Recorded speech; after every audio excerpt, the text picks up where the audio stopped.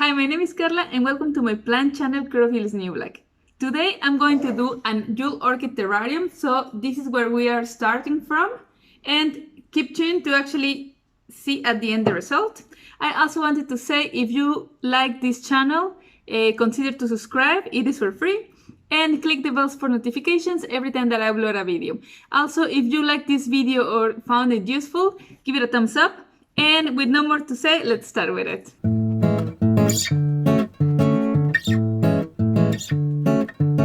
Sorry a bit for the light, I'm filming in the evening, so it's a little bit to keep up with the light, and since now on I think that that's how it's going to be unless I get better lighting.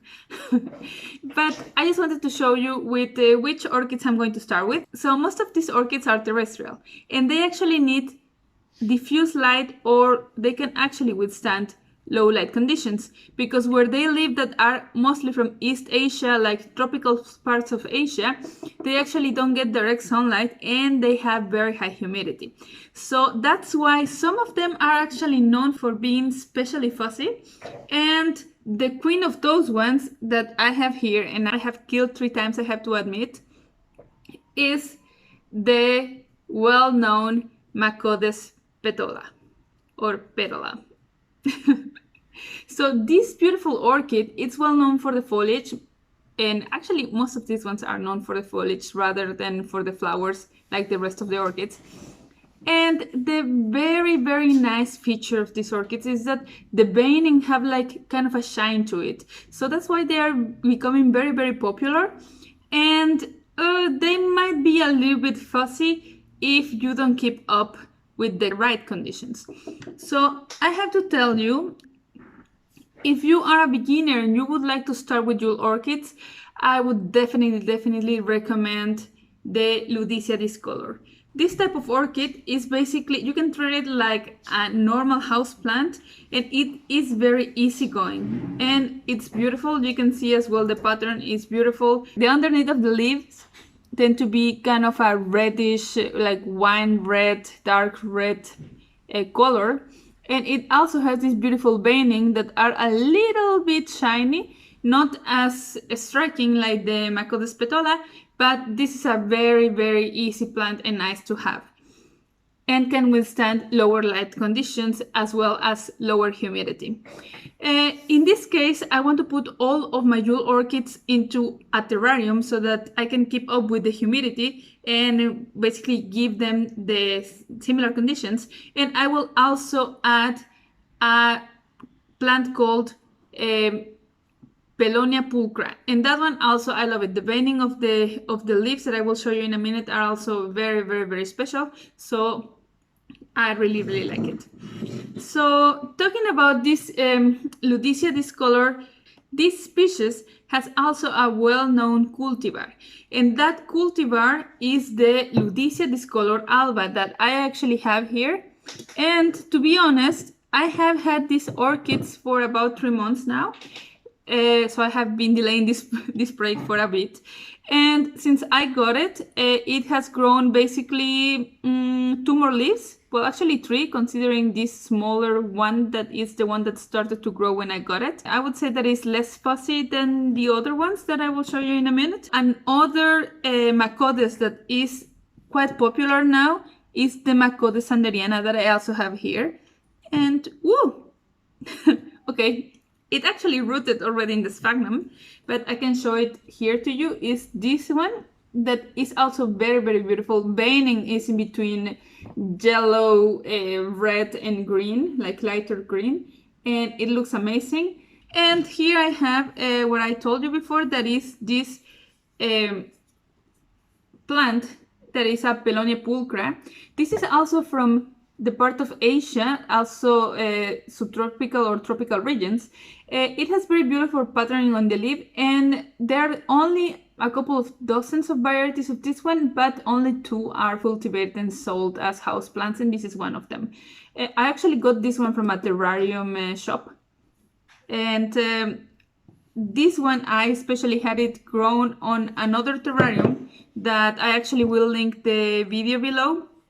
That terrarium turned out to be actually quite good. It grew amazingly, so I got it, and now I could propagate it, and I'm going to use this one for this terrarium. Okay, let's go to the terrarium. What do we need?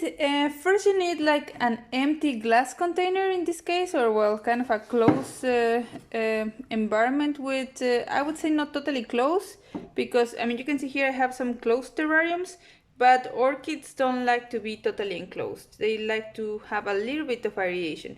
So that's why I'm going to use this glass container with an opening on the top. And next what you need of course is some media. In this case I will be using some orchid bark, some hydrocorals, and I will reuse the moss that I put in the orchid, since basically it's new moss that I have been using just for these orchids. And of course you need your orchids.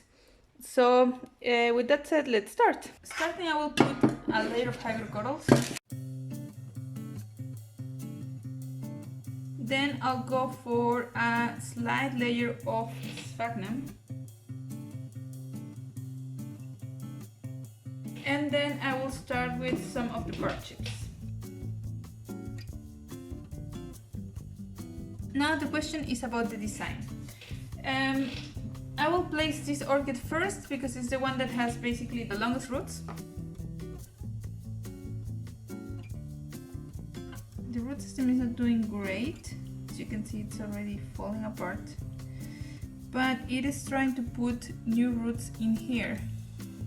So let's see if this works out actually. So I will bury this bit so that it can actually create more roots. Also, I'll check how is the root system of this one. By the way, I will link down below from where I got the orchids from, in case you are interested to acquire some of these specimens.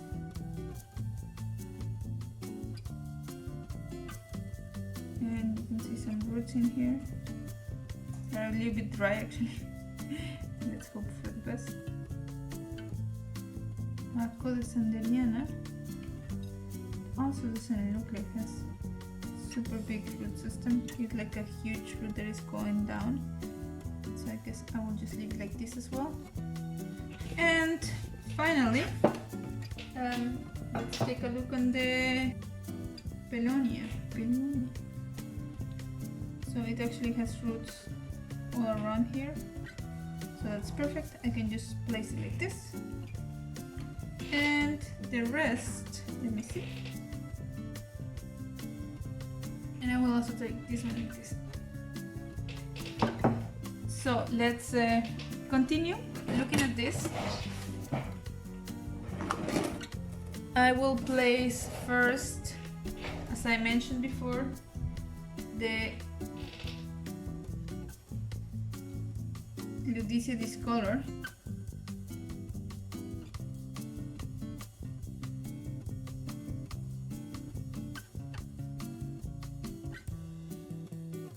Then the next one, maybe I will put this one here. It looks like a nice contrast.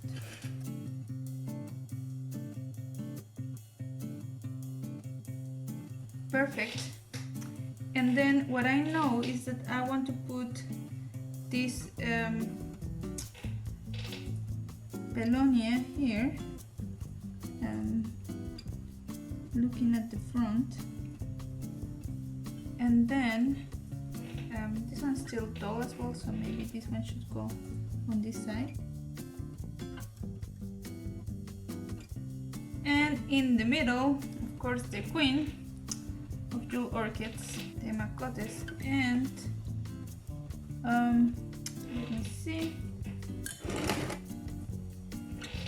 Maybe what I want is to put this one a little bit more towards here. Then this one.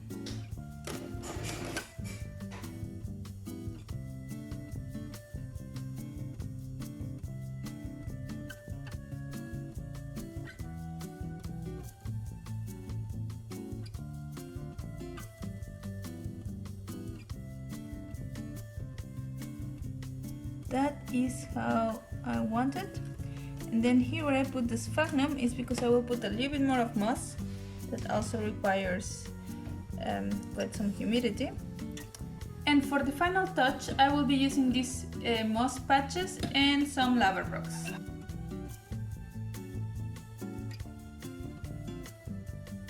I thought to maybe add some white rocks as a bit more decoration around.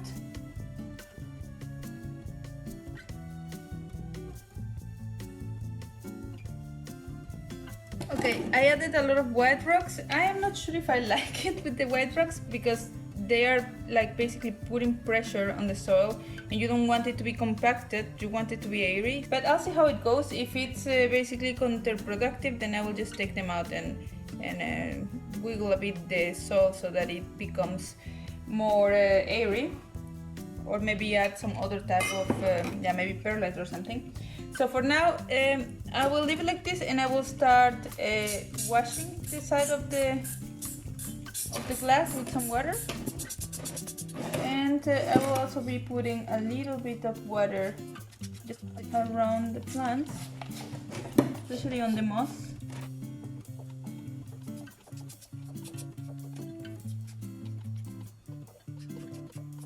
Okay, I think that's more than enough. Next step is to clean the glass.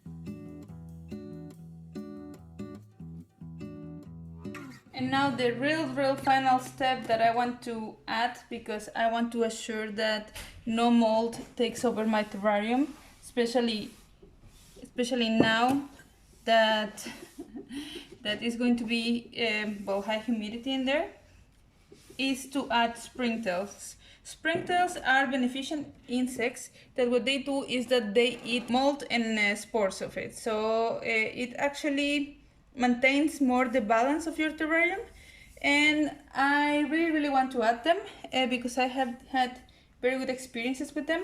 So I will show you in a second what I mean and how I'll add them. So I normally keep them in just a Tupperware like this. Let me show you. Oh, they're already jumping. Okay. So then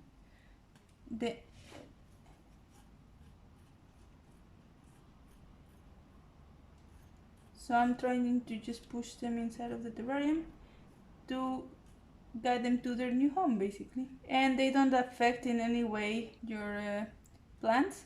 And on the other hand, they just keep the good things inside. Okay, I think those were basically enough. And I'll give you a shot from it from the top, because with the reflection it's not very easy to see it. Okay, we can see from the top, that one is the Ludisia discolor. Then here is the Ludisia discolor alba, so you can see them side to side to actually see this is the species, this is the cultivar. And then again you have the Macodes, and here as well you have them for comparison. The one on the right is the Macodes Petola, the one like in the left, or well in the middle of the terrarium, is the Macodes sanderiana.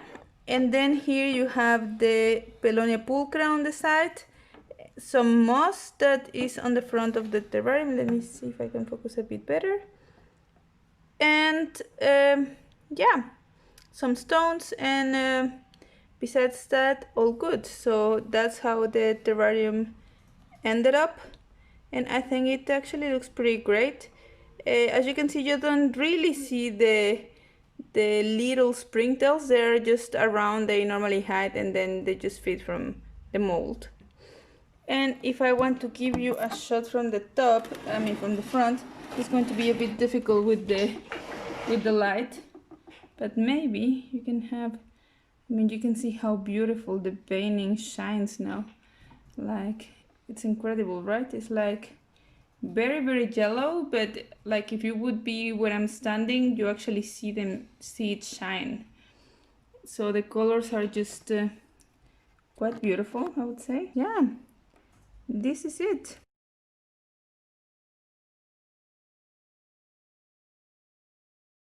Okay guys, that was all for today. I hope you like it. Again, sorry for the light.